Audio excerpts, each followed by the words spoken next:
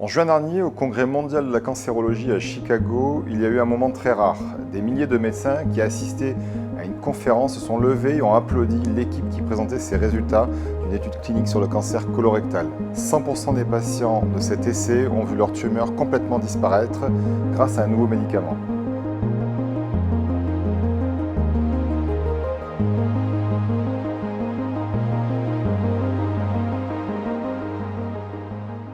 L'immunothérapie est un ensemble de traitements très variés qui ont pour but de réveiller, voire de stimuler le système immunitaire pour qu'il puisse s'attaquer aux tumeurs. Depuis quelques années, c'est une véritable révolution qui a d'ailleurs été couronnée par le prix Nobel de médecine en 2018. Dans le cas du cancer colorectal dont nous venons de parler, les bénéfices sont considérables. Cela a permis d'éviter la poche abdominale et la chimiothérapie qui, on le sait, en raison de sa toxicité et des effets secondaires qu'elle induit, est souvent mal supportée par les malades. L'immunothérapie provoque beaucoup moins d'effets secondaires que la chimio.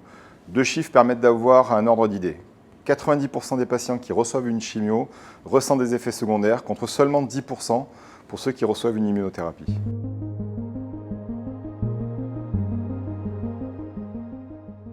Il existe certains cancers où elle est particulièrement efficace. Malheureusement, cela ne marche pas pour tout le monde. Pour un même cancer, seulement une partie des malades va très bien répondre au traitement.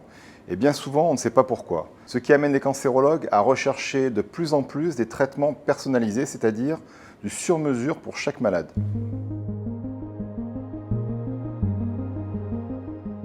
En décembre, le laboratoire Moderna a annoncé le succès d'un essai clinique sur un vaccin thérapeutique à ARN contre le mélanome, un cancer de la peau. Attention, il ne s'agit pas d'un vaccin préventif comme on l'imagine habituellement, c'est-à-dire qu'il nous protège par exemple de la grippe ou du Covid. Un vaccin thérapeutique, lui, est administré quand le cancer est déjà présent. Il va éduquer le système immunitaire pour qu'il reconnaisse les cellules tumorales pour ensuite les détruire. Pour y parvenir, les tumeurs de chaque patient ont été séquencées génétiquement pour produire des doses sur mesure spécifiques de la tumeur de chaque malade. Selon les données présentées par Moderna, le vaccin réduit de 44% les risques de récidive ou de décès. Mais il faut encore attendre que ces bons résultats soient confirmés dans des essais de phase 3 sur plus de patients.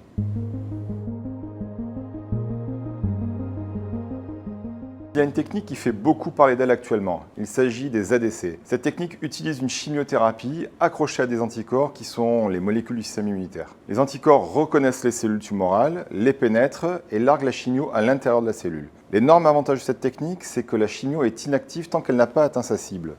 Elle n'affecte donc pas les cellules saines. C'est une révolution notamment dans le cancer du sein, avec un nouveau traitement, le trastuzumab deruxtecan, qui arrive sur le marché et qui devrait éviter la chimio à des millions de femmes.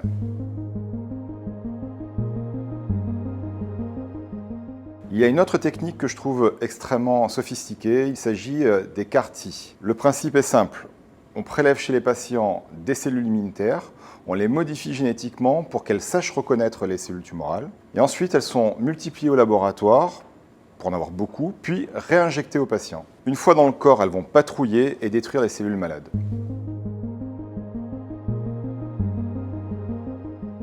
On commence à voir des charlatans s'emparer du sujet immunothérapie en proposant des traitements complémentaires ou alternatifs à la chimiothérapie. Ce sont bien évidemment des arnaques qui mettent en danger la vie des malades, surtout quand ces charlatans incitent plus ou moins ouvertement à arrêter les traitements conventionnels et en particulier la chimiothérapie. Ces pratiques ne sont pas éprouvées. Pour les reconnaître, ce n'est pas toujours facile car elles sont souvent enrobées d'un discours pseudo-scientifique. Les produits proposés peuvent aussi être très coûteux. Dans tous les cas, il faut en parler à son médecin car ces remèdes alternatifs peuvent interférer avec le traitement conventionnel du cancer.